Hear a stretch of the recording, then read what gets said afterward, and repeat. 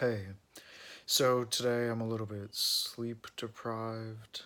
Um, I'm gonna try to get into some interesting topics anyway, though. Just drank a bunch of extra coffee. So here we go. Something I've been interested in lately is um, the way that ideas used to spread was by word of mouth initially. And if you think about how that distributes the ideas, it's basically going to be like a game of telephone. The ideas will spread locally to where you are, where you live, your city. Um, and so the ideas might change along the way, but for the most part, you will have this gradient of an idea spreading outward from the source.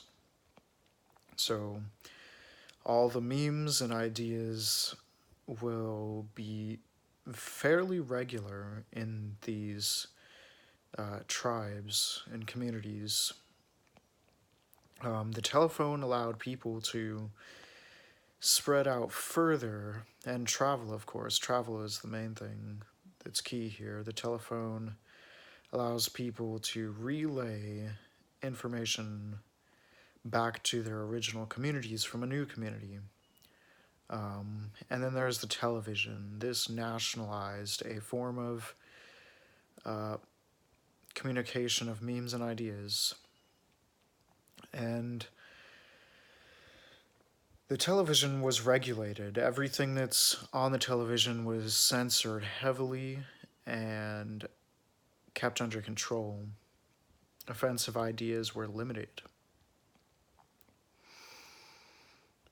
And along came the internet.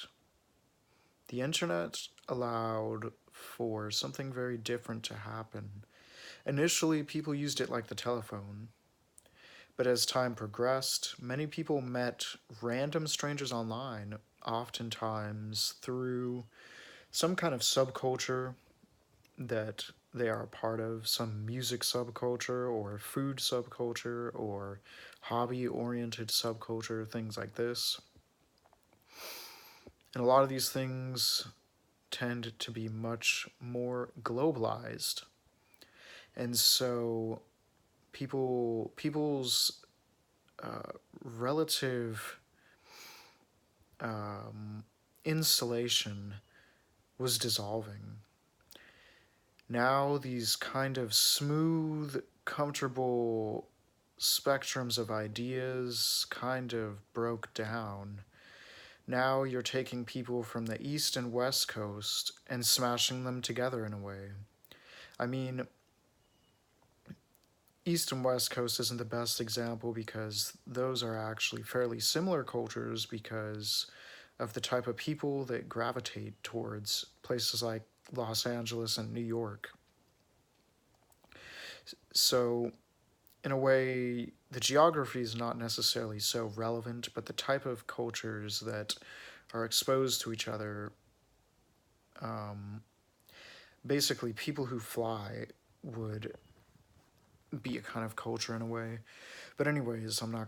You get the idea. So, with the internet, though, something like Facebook could bring everybody together on major viral content. This kind of content wouldn't necessarily uh, gravitate towards any kind of subculture. We'll see videos of cops killing people, for example, and their opinions on this will be kind of radically different. Um, Probably locally, these people might have had similar ideas for the most part. Um, there would probably be a lot of things holding people back from deviating too far from any kind of cultural norms. They all would know how the people around them would react to their response to this content. They would know that their friends and family might be shocked if they Like, say you live in Los Angeles and you take the cop side, I think people might be shocked. And so I think a lot of people would actually conform, for the most part, to the kind of communities that they're surrounded by. But the thing is, on the internet, you're not being exposed to the people you're surrounded by, you're being exposed to the global population.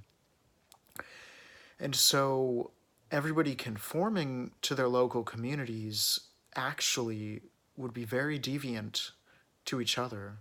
They will find that uh, one tribe will be supporting cops and they'll feel afraid to deviate from that.